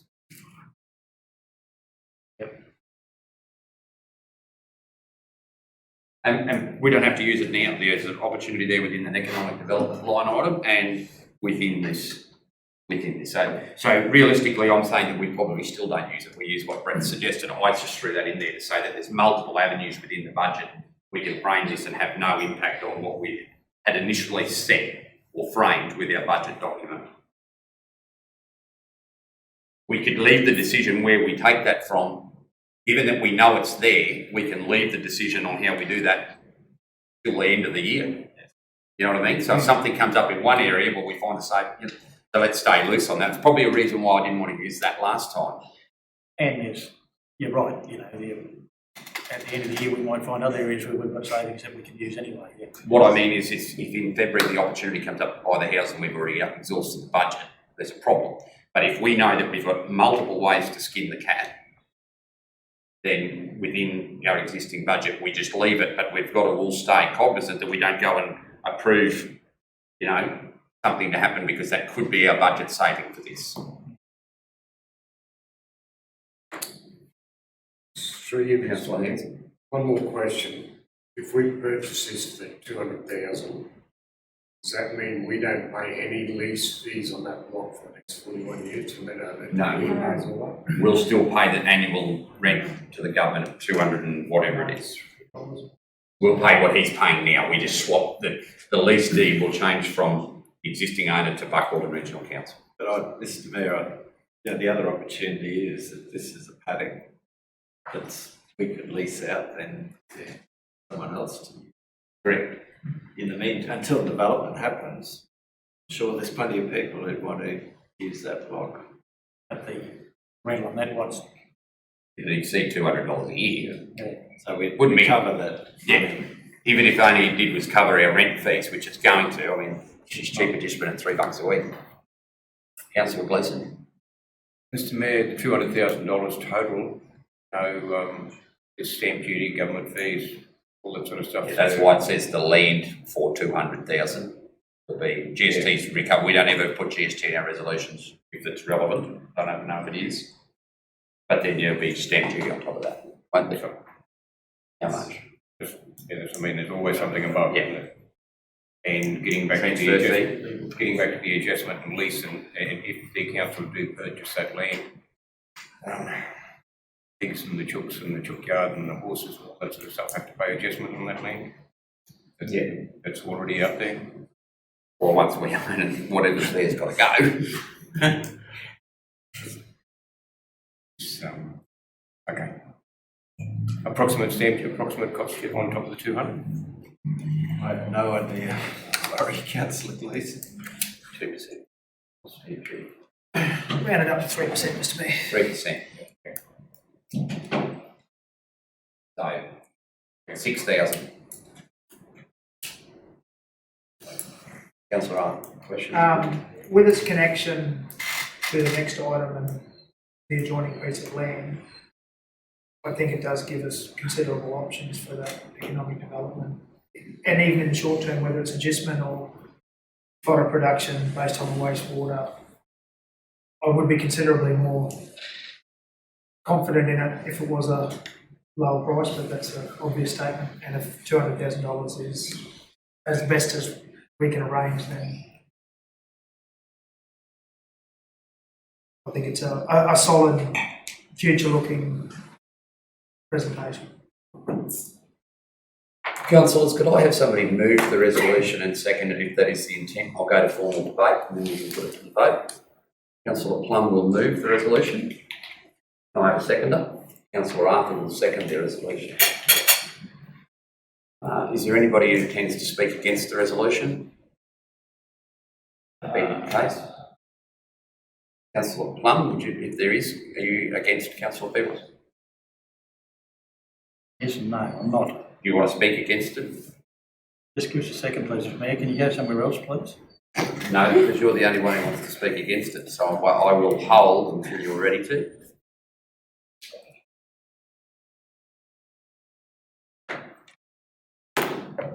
No, I'll probably go with it, Mr Mayor. I wasn't trying to argue, I will hold if you want. No, I just wanted to work out an acre price, what we're paying. Have a look at that. But in the case, I'll put the resolution, no need to speak, I'll put the resolution to the vote. Those in favour? Opposed? Put the motion to the vote again, please. Those in favour? Opposed? Carried. Councillors, we talked about risk yesterday, but there was a bit of risk management went into that. That's a big call, so well done. Next resolution, 347. We have discussed this, but just to be more exact here, all that is happening is that council will provide a letter of guarantee that there will be land available in this area pending the outcome of a freeholding and separation process, and that we lodge an application fee to get a quote to convert, an application form to get a quote to convert that parcel of the common from reserve to freehold land. Financial commitment here is listed, very minor, just the lodgement fee, $200. So I will just call for conversation if it's required. Councillor Peel. Mr Mayor, this is what we discussed at the previous planning meeting. Brett, that's No, this is an extension area. an extension of it. So if you look at the map on page 43, it's the area to the east and southeast of the airport. So SP 3965, portion 4. It runs to the gully.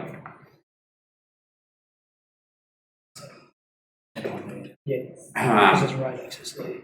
It was identified by the proponents as potential area adjacent to our industrial estate, and where we have access to water. The proponents being Renewable energy zone. okay. So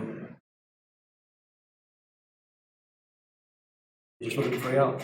Sorry. We're just looking at freehold that. Well, we're looking to see how much it will cost, and yeah, look to freehold that, and it would be provided. We would only proceed if they needed the land, in which case they'll, once again, same as the last resolution, except this time without the $200,000 price tag. This is almost 2.5 times the area size, yeah. And it's immediately adjacent to the portion of land we just bought, because it runs around the bottom of the airport. And there's road access off the Landsborough Highway and potentially through that block that we just, we can potentially extend Mile Street all the way through south of Bohemia Street, through that, the previous resolution block to this, or off the airport. Or, that's right, Yeah. multiple options really. Comments, Councillor Rogers? Councillor Plum? Councillor Hanson? Please. I'll somebody move. Councillor Arthur moves, Councillor Gleeson seconds. Will anybody speak against this resolution? There being no speakers against, I won't need to speak for it. Can somebody please, we'll go to the vote, those in favour? 7-0. Councillors, I'm sure you are aware, far be it from me to deliver history lessons in the present, but that two decisions there are extremely forward-thinking decisions that are both based in immediate relevancy as a potential development, but in looking at the big picture for expansion for the town of Barcaldine and economic development. Here you are. I congratulate you for your foresight, even if the price attached to it may have had all of us a little bit twitchy in the stomach. The greater good there was what you've considered, and I commend you, even if the commentary that may follow this is somewhat negative. I commend you for your positive, forward-looking attitude. 3, 4, 8, as we get to something that I'm sure is going to have commentary. Brett, somebody talk to me about the bus. Has everybody read the letter on page 48? 46? If you haven't, I will hold until you have. Anybody not? Righto, Brett, fire away. Mr Mayor, the Barcaldine bus, council bus was due for renewal. We've made a decision early on that we'll replace it with a 12-seater bus rather than a 20-seater. Based on the cost savings to council, I think cost savings are borne out when you look at that performance report. I think the bus is the most expensive item of the plan that we have. The number one loss council, which is coincidence that report came out the same meeting as this report. Yeah, 12-seater you can drive with a C-class licence, which makes it a lot easier for schools and community groups to find drivers. There's other buses available in the community. The other towns have 12-seater buses, and just a safety concern with the larger buses. They are, I've driven that bus, I've been a passenger on it probably 100 times. I don't believe they're safe vehicles on the road. The seat belts must not have seat belts. So, the smaller buses are a lot easier to handle, much safer for the kids. So when we advised the school, that prompted them to write a letter, not only to council, but they also wrote to the local member of parliament, both local members.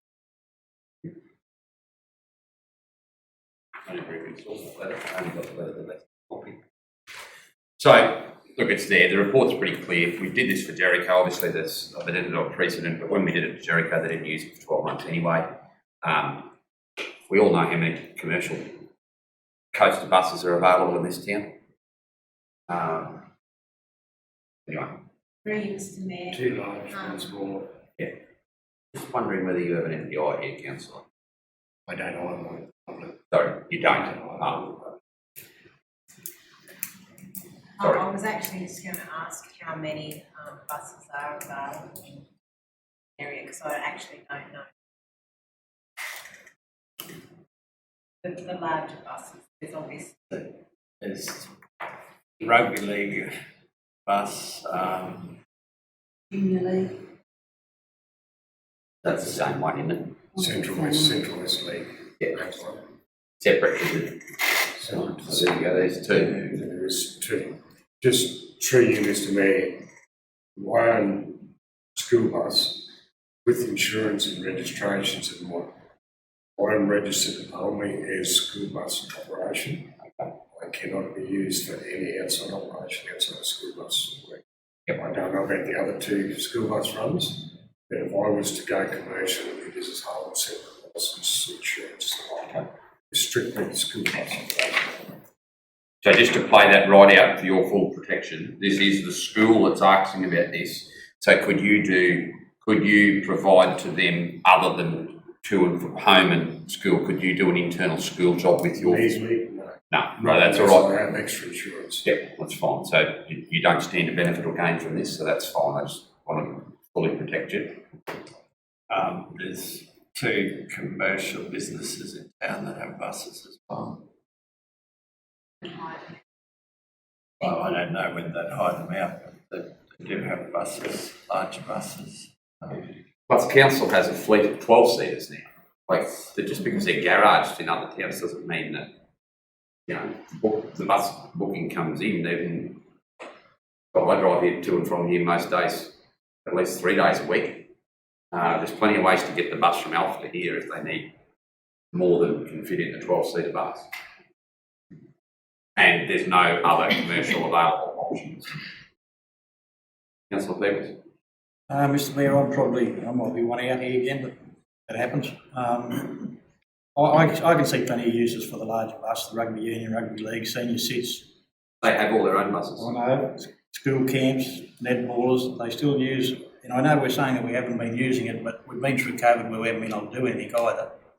I know we bought a larger bus in Aramac, the ACDA, which we saw a use for it in Aramac, and we're a lot smaller than Barcaldine. But you don't have any other bus providers. There is a council bus there. There's 11-seater like we're going Yeah, to yeah, yeah, but there's no other big ones there. No, there's not. No, but, and the licensing issue to drive that larger bus, we've got plenty of people that have got their licence now in Aramac to drive the larger bus. It's not, No, it's just not that big an issue. So I don't know, I'm, especially when it comes to school and school camps and what have you, for those few extra dollars, I'm probably sticking with the larger bus. Through you, Mr Mayor, just to clarify, this is in our fleet replacement, plant number 3248. Toyota Coaster bus. That's, I don't know the number off the top of my head, but that's what it is, yes. If it's in the plant, it's the only one that's in the plant replacement, Yeah. so, yeah. Well, because a coaster bus is the bigger bus, it's not the 12-seater bus. No, the coaster, so it's currently is a 20, that's the issue, so we're downsizing from the big one to the little. Hiace. But, well, my perception of that plant replacement is we're getting another Toyota Coaster bus.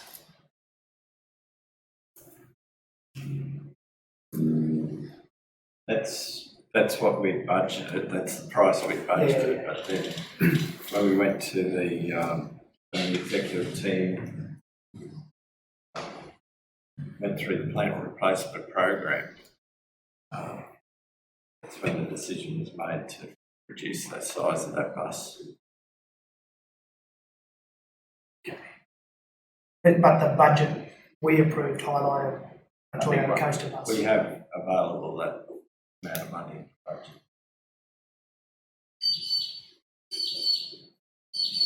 Through you, Mr Mayor, can I ask, pre the COVID period we've been going through, did we have, was that bus used?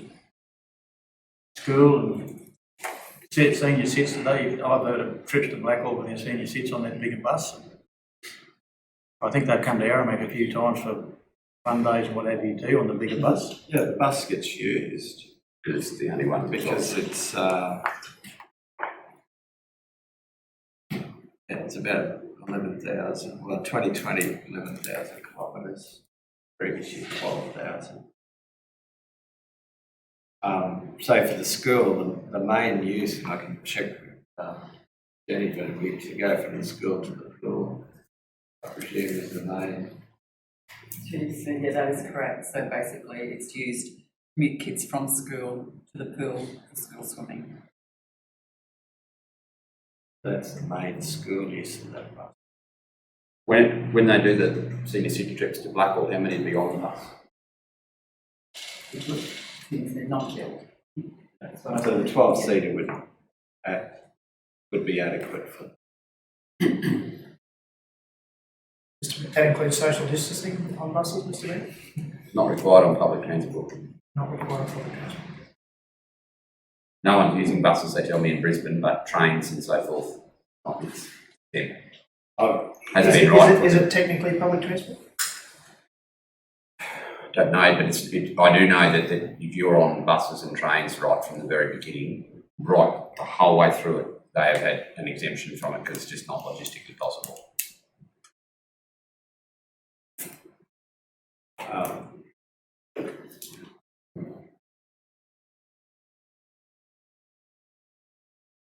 The bus does, 11,000 kilometres a year, so it's not extensive use. But I could say the Arts Council, the Garden Group used it. A 12-seater bus would have been adequate on those occasions.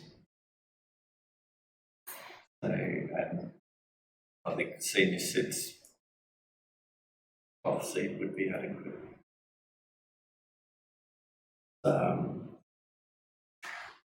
I use the example of the Jericho, in that report, I've used the example of the Jericho State School where it's once again the only bus in the community, and it didn't get used once in 12 months. they've come to council and said, virtually demanded that, we give them a bus because they needed it, stated all the reasons, and then that bus has sat there for 12 months and not been used once. So the message from that is, we have to be careful about, we don't have all the data to say, well, they really do need this. And there's a lot of words and feelings expressed, but not backed up by the data. Is it really a problem? You've got a fair bit of difference with a little school in Jericho compared to, school here too. The school will definitely use it, no doubt. I would use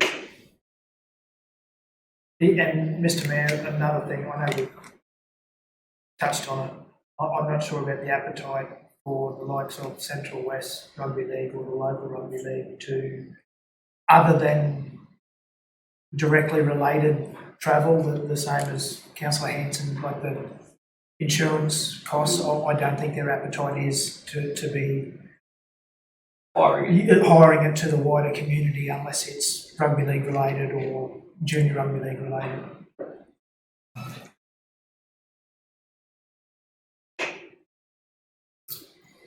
So if we were to get the 12-seater bus, could we back the bus up with the Jericho bus? It's not warranted. Or the Alpha bus. Mm-hmm. So there's none, let them sit in a shed. So, through you, Mr Mayor, so every week if our kids are going to school, to the swimming pool, do we bring them buses up here so they can use it? Well, that's why I put item C, Mr Mayor, there, is to work with alternative solutions with the school. And what happens when the Alpha school want the bus down there on the same day or the Jericho? Does the Alpha bus get used to do transfers to the pool, for example? Mr Mayor, it has in the past. I'm not 100% sure on how often, just with the shut-ins they've had with their school programs as well. So, but also they do then also walk up to the school, but I suppose going into summer, most of the time they use a bus there as well. I think, the Jericho bus Didn't get used once in 12 months. we had it here, they needed it for a trip. We send the bus to Jericho week when they need it, and then Mr Mayor, too, with that Jericho one, they've also been able to source another bus, which I think the old PCAP, somehow there they end up with two buses, which they've done camps and then not used the one. Yeah.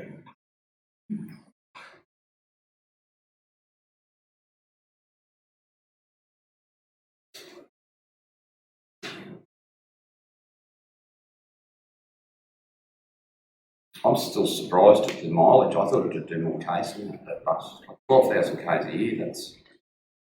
No. but when you do, if you took out a couple of the longer trips, someone went to Rocky, then there's not actually that much use of bus. The main use would be to go from the school to the school. Through you, Mr Mayor, is there an actual need to sell it right now and keep it if there's not a lot of problems on it? What is the... Because of age. School bus, we are allowed to keep it for 20 years. I don't know how long it has been on the school bus run. That's 20 years.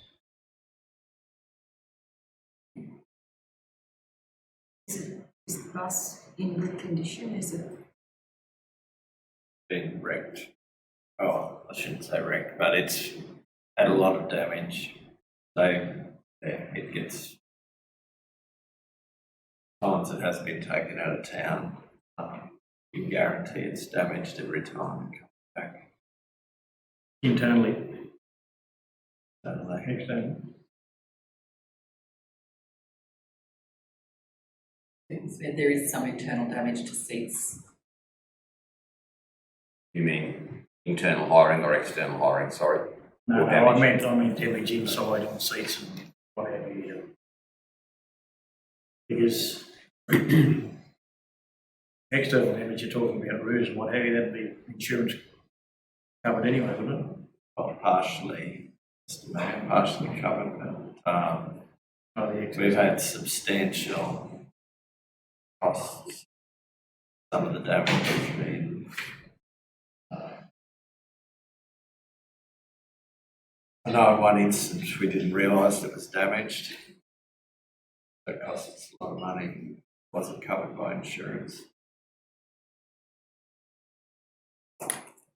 Through you, Mr. Mayor, the, what's written down there, the budget savings, if we go with the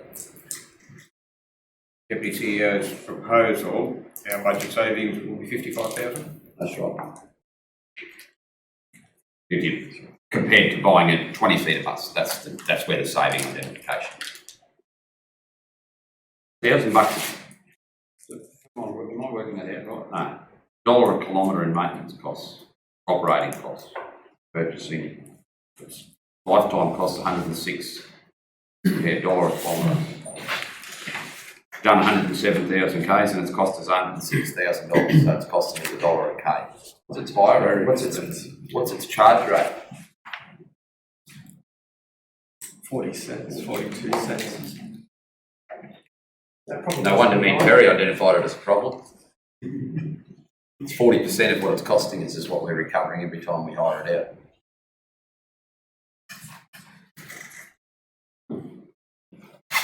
Mr. Mayor, I think we can, I'll go back to point C of the resolution. I think we can work with the school, come up with alternative solutions.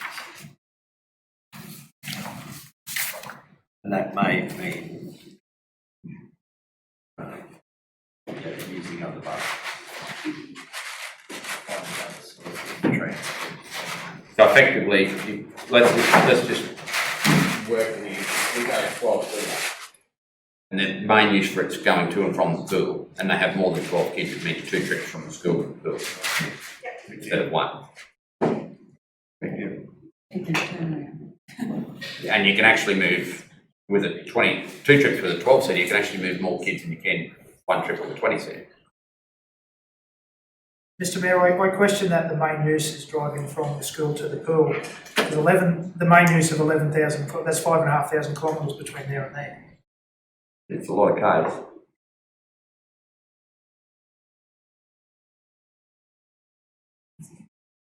I wouldn't see that the school would be racking up potentially over, well, say 6,000 kilometres a year driving from there to there. 6,000 cars divided by 40 weeks, and they can only swim in the 20 weeks. 300 k's a week. To you, Mr Mayor, may I make a comment? Those kilometres probably aren't related to the school, because you also got to remember that like rugby union and all them use them and they go to Hewenden and Winton and all those. So that's the total higher use of it. So all those kilometres basically are a hire to the public, nothing for council. So that would be if Arts Council uses to go to Blackall for an art show. So yeah. So the school's biggest hire from us is, it may be a school camp every now and again, but primarily they use it to commute to and from the pool in pool season. The number of occasions of use is the main occasion of use is from the school to the pool. Okay. Is what that's what the school's complaining about. Or their letter of complaint is, they're the ones raising the issue, and their main use is school to the pool and back. So the other option in paragraph 5 of their letter is we donate them the bus and they manage it. Which means we'll forego the trade of how much? 30,000, 31,000, or 38909. Which wipes out 20 grand, which leaves your budget saving back to 25,000, but you're still in the black. Like, if this is such a thing that they must have a 20C, we'll give it to them. The principal's prepared to manage it within her own budget.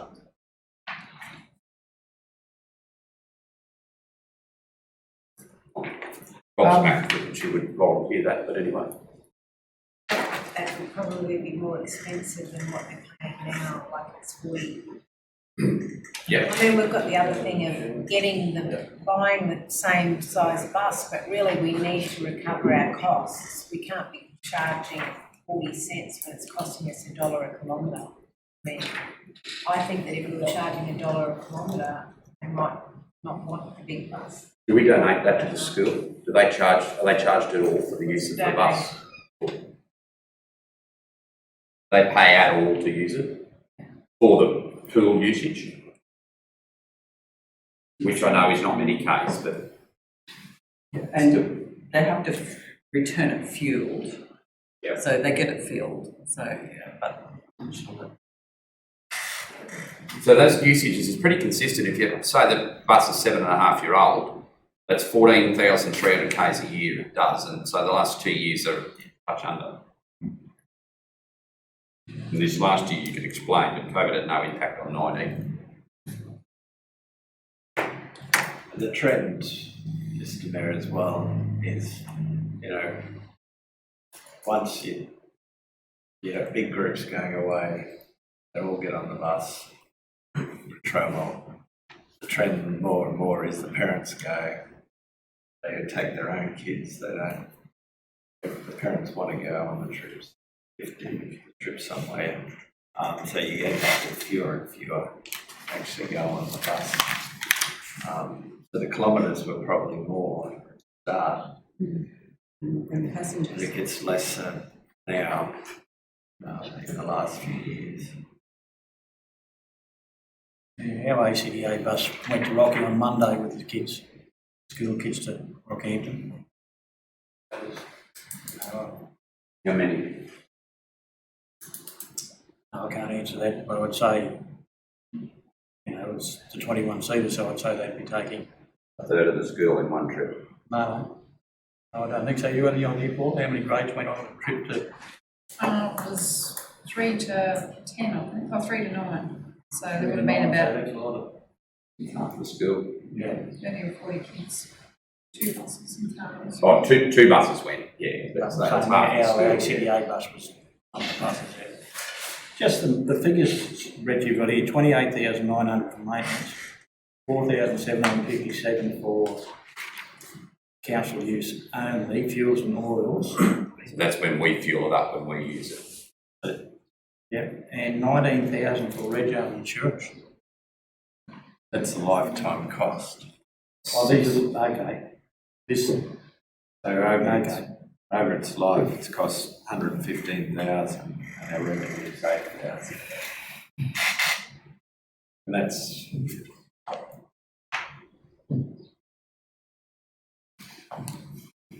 Councillors, I'm going to adjourn for lunch. What, you can think about what you do over lunch. Either way. I think the principal's given us